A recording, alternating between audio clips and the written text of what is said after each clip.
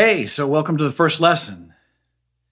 Glad you're here. These lessons are going to be pretty laid back and informal. So if you're a new piano player and you really don't know a lot about playing, you're in the right spot. This is the lesson that you want to be on right now. If you already know how to play and you're pretty advanced or whatever, intermediate, whatever your level may be, you're definitely not going to need this stuff. So you want to move on down to some lessons and some content that you would be interested in. So I plan on doing a ton of lessons, all different kinds of lessons and songs, so that there'll be something that probably just about everybody might be interested in. And the idea here is to get as many people involved as we can so that we all can learn from each other. Every piano player has something cool that they do. Really, no matter what level they're on, there's something that they do that's really cool that other people don't do that you can learn from or that I can learn from. So that's the concept. And so we'll go ahead and move forward from here. Just a little background on me. I taught piano for about 8 years in Ohio. And I taught a lot of kids, beginners. I taught a lot of adults. And I found that the same thing rings true with everybody. Just wants to learn to play quickly, easily, and have it be fun and just to be able to sound good quick. And I think I developed a pretty good way of explaining things to people so that they could actually understand everything, use it, and be able to play quickly and sound good fast. And that's what we all want. So I discovered a really cool way to figure out chords that's super simple that anyone can understand, and you can start using immediately. So we will get to that. The first thing that we need to do, though, is we need to learn some of the basics, and you need a foundation to build everything upon. So let's get a simple foundation together, and then we'll go from there. So let's just find middle C. If you've got your keyboard in front of you, that's cool. Just follow along with me and pretty much do what I do. And so let's find middle C. If you look at your keyboard, you will see that there are groups of black notes that are in 2, 3, 2, 3, all the way up and down the keyboard. So if we go to a group of 2 black notes, okay, the very first white note below these 2 black notes is C. Okay, this happens to be middle C.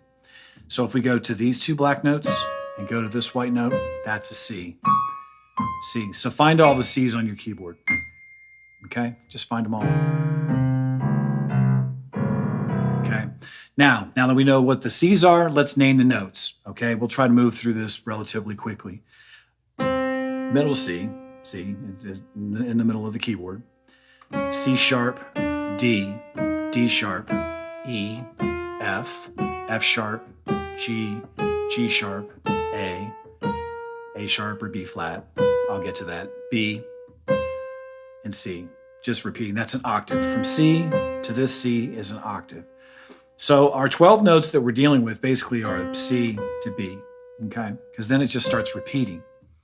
So if you can learn everything between these 2 C's, all the different chords, all the different inversions, all the voicings, then you have it. Because on piano, it just repeats all the way up and down. It's the same thing, which actually makes it kind of easy. I think it's easier than guitar because there's so many different positions on the neck that you have to know to play all the different guitar chords. Whereas with piano, it just repeats. So a C chord here is the same as a C chord here, or a C chord here, or a C chord here. It's the same position, same notes. You don't really have to relearn a new position to play it. So now that we've named the notes, let's talk about sharps and flats. Just remember this. Sharps go up, flats go down. Simple. So if we're on middle C, we're on our C here, this is C sharp, okay? If we're on D, this is D sharp. If we're on D, this is D flat, okay? So this can be C sharp or D flat, depending upon the key that you're in or what the music is that you're playing. Okay, don't worry about that too much. Don't let that hang you up. You should just be aware of sharps and flats. F, F sharp. G, G sharp, A sharp, or B flat, okay? So that's it. Sharps go up, flats go down. Enough on that. Now what we're going to do is we're going to actually number our fingers so that we can communicate with each other. So I just want you to know that the thumb is 1, index is 2, middle finger is 3, ring finger is 4, and the pinky is 5. Okay, so if I say, put your 1 on C, put your 2 on E, and put your 5 on G. Okay, there's the C chord. This way, we can talk to each other about which finger to use to play different chords. Okay, so I want to show you what I discovered on how to find any major chord on the keyboard. This is something that you can use if you have sheet music. Sheet music almost always gives the guitar chords. That tells you what the chord is.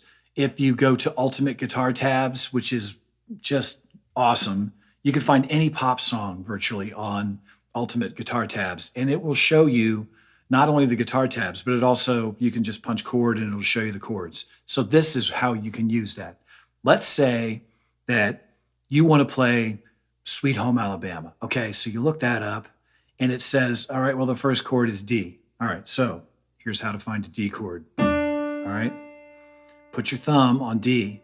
Now we're going to count up 5 from there, starting on D. 1, 2, 3, 4, 5. Okay, that's my middle note. Now we're going to count up 3 from there. 1, 2, 3. There's my D chord. Okay, so let's do that again. Put your thumb on the name of the chord, which is D. All right, we're going to count 5. 1, 2, 3, 4, 5. There's the middle note. Now count up 3 more from there. 1, 2, 3. There's my D chord. Okay, so let's say we're looking at Ultimate Guitar Tabs and it says the second chord is C. All right, well, I'm going to put my thumb on C. Okay, I'm going to count up 5. 1, 2, 3, 4, 5. There's my middle note. I'll count up 3 from there. 1, 2, 3. There's my top note. Now I have a C chord. That's a C major chord, okay? Let's say the third chord is G. All right, so I'm going to take my thumb and put it on G, my thumb or my 1, okay? 1. I'm going to count 1, 2, 3, 4, 5. Don't ever skip notes when you're counting up or down to find a chord, okay? Just count them chromatically is what it is, all in succession. So 1, 2, 3, 4, 5. There's my middle note. Count up 3 from there. 1, 2, 3. There's a G chord, okay? Now, so I know there's the D chord, there's the C chord, there's the G chord. Okay, now if I just take my left hand and just put a D in my left hand with that D chord, now it sounds pretty full. Okay, if I put a C with that C chord, that sounds good. If I put a G with that G chord, it sounds good. And if you've heard Sweet Home Alabama, you know how it goes. So basically you can just go left, left, right, left, left, right, left, left, right, left, left, right. And you're playing the basis of Sweet Home Alabama. So there you go. Just that quick, you could be playing. Okay, so we're going to go over all of the chords.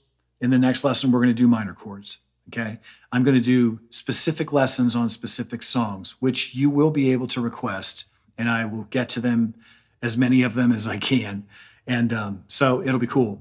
So, you know, I'll show you things like, instead of just chords, you know, some songs have specific riffs, like this song from the Killers. Okay, uses the C, the G, and the C. And I can just put a C in my left hand and it's cool.